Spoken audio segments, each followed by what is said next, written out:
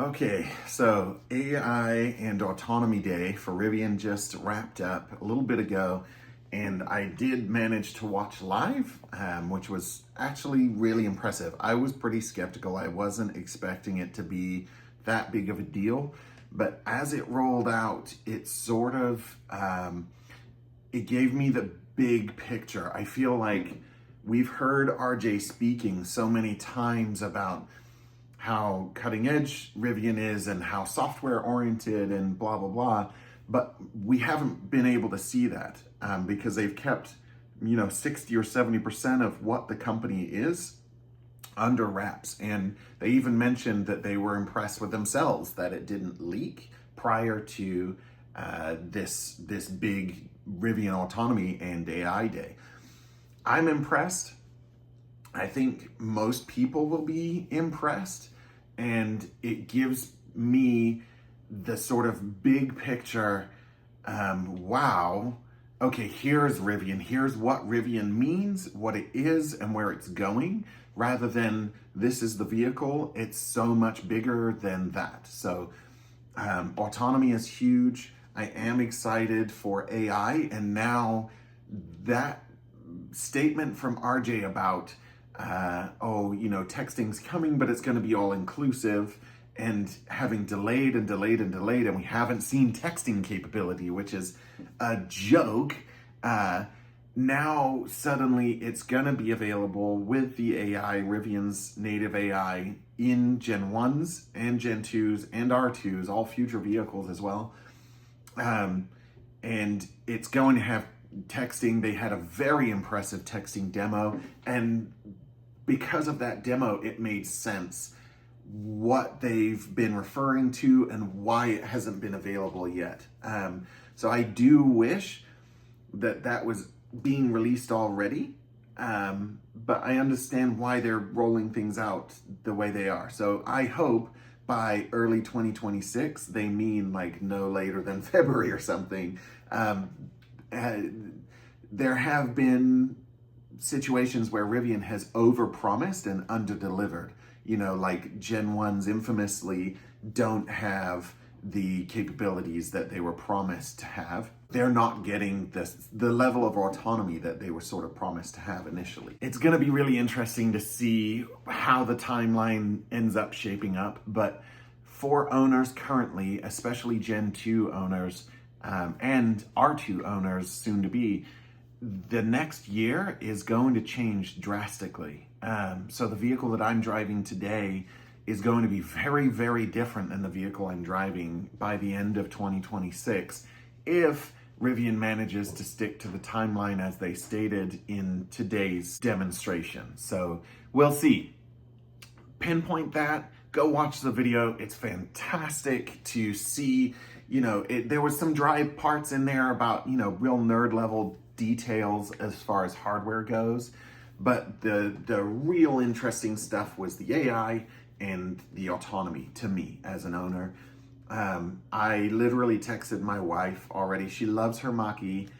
She's always been a Ford gal. I think it will be extremely difficult to persuade her out of Fords, but that said, if the capabilities roll out as they said today and suggested, by the end of next year, I think she'll be looking at an R2 or an R3 or something. But I think that genuinely, people who've been approaching the end of their lease, over the next year, are and thinking, oh, I'm going to get something else, or I'm not really interested in buying this out, will one, genuinely consider buying out their lease, like I intend to, and two, I think people's minds are going to be changed of, I'm not that impressed with Rivian, to, I see what Rivian is and what it's going to be like and how cutting edge it actually really is.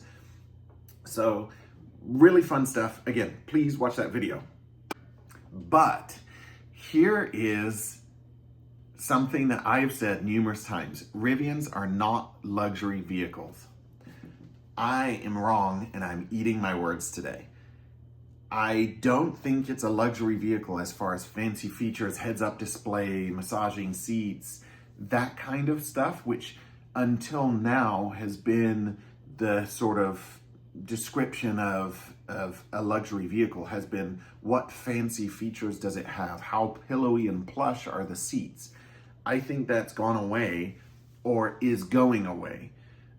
Those are, one, cheap features for the manufacturers to make. They're really not special. So massaging seats might be a little bit more expensive, but the heads-up display is just a screen reflecting on the glass, and the pillowy seats and sort of plush things inside also are just sort of a one-time cost, and it's done for a manufacturer. So and traditionally cars have been that way, right? You buy a car, it immediately loses value, and it's going to sort of taper off into death.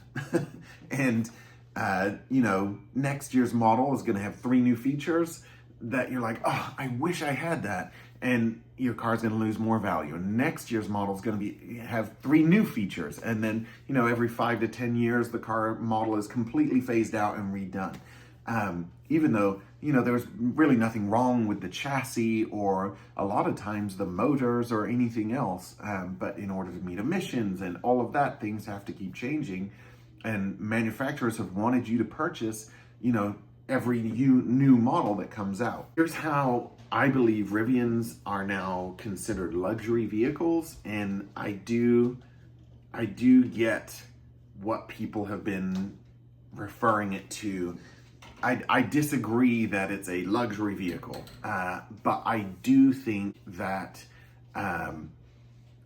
it now is changing the game as far as what luxury means. And to have integrated AI that's actually good, and we have yet to see if that's the case for Rivian. Certainly the demo was very impressive. They said it was live. I do believe them.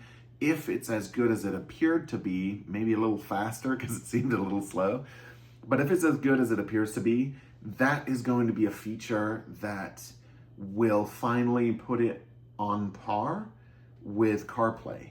And I don't say that lightly because I love CarPlay. But if they succeed in having a CarPlay level AI in the car that's effective and useful and actually practical, that will be a sort of luxury feature. I will also say that the autonomy is going to be a huge factor. So I've already discussed in my previous videos how much better highway assist is now versus when I first bought the vehicle.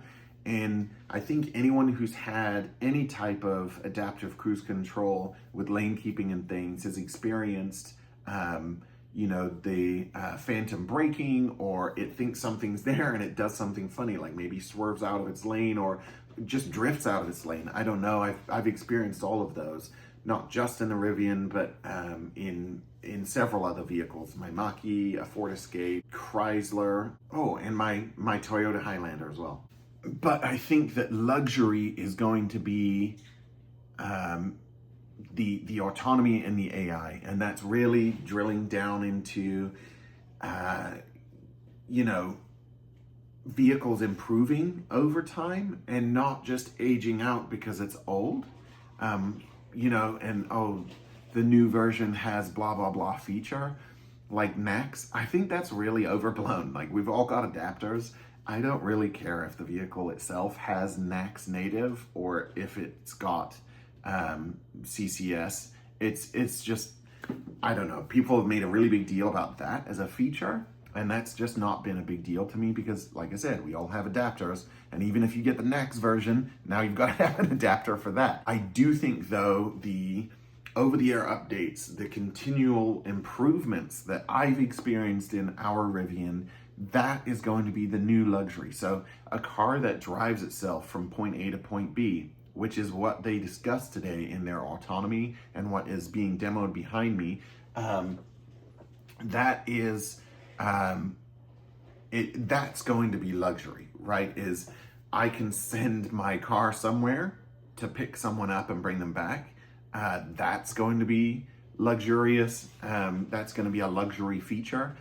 And a car that I'm going on a road trip, but I'd really like to engage more with my wife and my family in the back seats rather than being so focused on what insane people driving on the roads in LA are doing.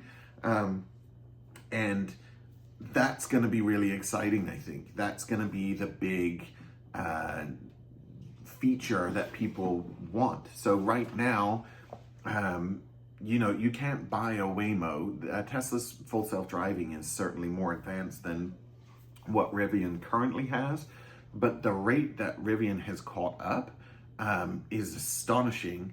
I think in this video, the engineer said it was like 3 months old, this version of this software. They've only had Gen 2 hardware for a year, and they've gotten really, really far down the road. So as it continues to improve, and as you get point-to-point driving, which another engineer in another video specifically said, like by the end of 2026, he expects the vehicles, they have it now, but they expect it to be released to consumers and owners of, you pull out of your driveway, you get to a road and you engage, you double tap and engage your highway assist, your whatever they call autonomy at that point, and it will drive you to work, and you disengage, pull into the parking lot, and whatever. So it wasn't the dirt roads and that sort of situation you're going to be driving. They're not really focused on that. They're focused on the more low-hanging fruit of, hey, I just want to have some of my time back while the car drives and does its own thing. Here's the other part of the texting and the fact that they haven't given it to us so far, is if the goal and the focus from Rivian has been, I want the car to drive itself for the majority of the time, which appears to be what their focus is. I don't need, texting in the screen. I can text, which is part of their eyes-free driving that is coming in 2026. They said level 4, I believe, by the end of 2026.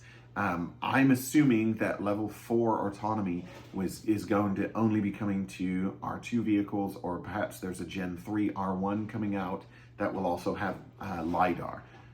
But I think we'll have point-to-point. They certainly suggested that we'll have point-to-point in Gen 2 R1s. I don't think that's coming to Gen 1 R1s.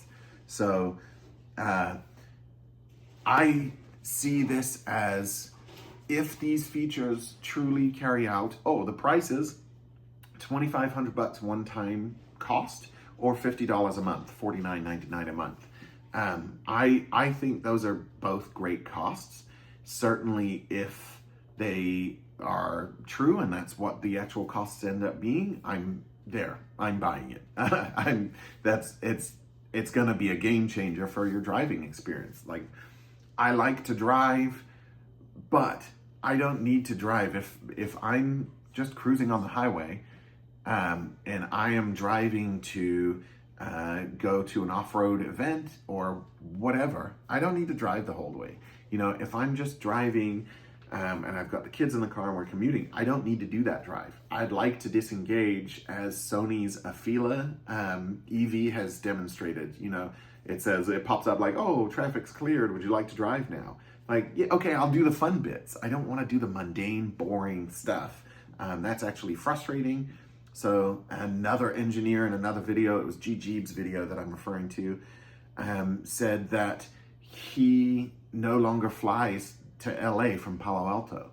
So he gets in with his Rivian that has the point-to-point system they're working on, that they're using in these videos, and he arrives, at his destination in LA, and he skips flying. And Mythbusters, I thought that was a really interesting point, because Mythbusters did an episode years and years ago. Yes, that's why I'm bald, I'm old. So Mythbusters did an episode years and years ago of flying versus driving to their destination. They drove from San Francisco to LA, I believe, and it was driving versus flying. So the travel time to the airport, getting through TSA, flying, and actually when you were flying and you're being served drinks and whatever, you can relax, and that's different. But then driving, at the time you were more frustrated, and they weren't speeding, I'm sure, but they were driving quickly with purpose. And they agreed that although I think the drivers got there very, very close to the same time, a little bit behind those that flew, they were stressed and frazzled, so they said it was better to fly than to drive. And if you've got this system, and this guy is specifically driving from Palo Alto to LA on a routine basis, then surely it makes sense that this engineer is now saying, you know what, I just take the Rivian. He's probably arriving in a fresher, calmer state of mind. He's not sitting there, you know, in a plane next to somebody else, or having to make small talk, or going through TSA, dealing with the airport, getting a cab. All of those things, you know, add up to, yeah, I'd rather just sit in the Rivian for a few hours than fly. So that's what luxury is going to be. And I think, you know, when you're choosing your EV charging points along a road trip, and you're like, oh, that's a cool restaurant, we'll stop there and charge. And oh, this is a cool place, we'll stop there and see that while a Rivian's charging. And then not having to do the drive in between, but maybe playing a game with your family, or talking and being more engaged without risking safety. That's huge. That's luxury. So all you're going to be doing is, hey, we got to a destination. It's not like you have to stand there to charge, which still some people believe you have to do. But you're going to be showing up at a destination that your Rivian drove you to. You plug in your Rivian, you go and eat at the restaurant. Then get back in the Rivian and sit there for a while it continues to drive to perhaps a scenic route or a scenic stop that you want to see. So that's what luxury is going to be. That's how Rivians, I think, are now luxury vehicles, or certainly will be when these systems roll out. If these systems roll out, and if they roll out as promised, I have faith, and I think that it gives the full picture of what Rivian is, where Rivian's going, and what it's going to mean to own a Rivian from this point forward. So I think this is massive. This is really a big deal. If you haven't seen the video, go watch it. I'm sorry for being so long-winded again on this. I was so excited. I felt like, oh my God, I want to explain, because suddenly I saw what RJ was saying about texting and keeping things in-house, and I saw what people have referred to as luxury with Rivian, and I think, cool, yes, it's now a luxury product, and as it continues to get better without just aging, you know, and losing its modern edge, I think it's going to be an even better product than it is. And I already love my Rivian, and that's been the theme of my whole ownership experience, is it keeps getting better. And, you know, I'm not really paying anything. I do subscribe to Connect Plus for whatever, $14 or a month or whatever, for the Wi-Fi connectivity and things like that, because I find it actually helpful if the car's got Wi-Fi when I'm out in the desert and my phone doesn't have signal. That's useful to be able to stream, you know, to the kids' devices from the car rather than using my phone as a hotspot. Whatever, it's just easier, so I subscribe to that. But otherwise, I don't pay a subscription fee for anything, but my car just keeps getting better. I haven't paid anything for highway assist, and it's night and day better already than it was. It's a very exciting vehicle to drive. And as I've said in another video, it's just incredible that you can park your car in the evening, and when you wake up in the morning and go out to it, it's massively, significantly improved over when you parked it, which is, and you know, you don't do anything. It's not like you sat there and wrenched on your truck all night and now it's better. It did it while you were sleeping. It improved because it got an over-the-air update. I think this is where Rivian's strength as a company comes into play, and how it's going to become obvious to people as time goes on that it's not just a car. It's not just nuts and bolts that you're buying anymore. And I think traditional manufacturers are going to have some serious catch up to do, especially, you know, I think that's why Volkswagen paid the $5 billion. They saw the big picture that Rivian's been working on. that the rest of us hadn't heard about so far. And they thought, we are so far behind, we can't possibly catch up with that on our own. Let's buy into this. So I think that Rivian is on a knife edge. I don't think they're going away, even if they were to collapse somehow, which I really don't think they're going to. But even if they did, somebody's going to swoop in and buy them. And Rivian is still going to exist. So whether Ford bought them out or a Chinese company bought them out or whatever the deal was, Volkswagen's obviously already invested.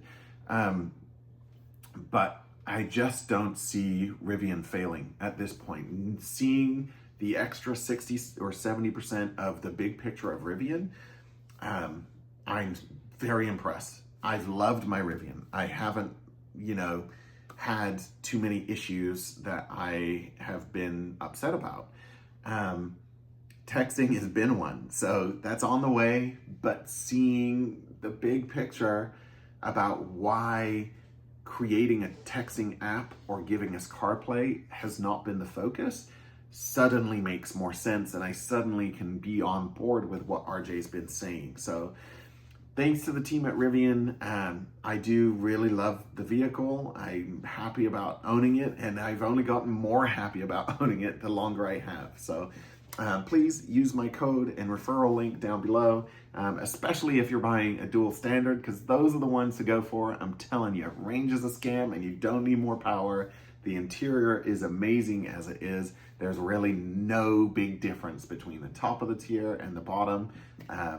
So anyway, I digress, but please, I'd love if you used my referral code if you're buying yourself a Rivian of any kind, an R1T, R1S, or even an R2. So I really think that if things roll out, like I said, by the end of next year, I think my wife is going to be convinced that her next car needs to be an R2. So we'll see. Time will tell, but it was a very exciting update from Rivian. Thanks to the team. I hope everyone has a great day.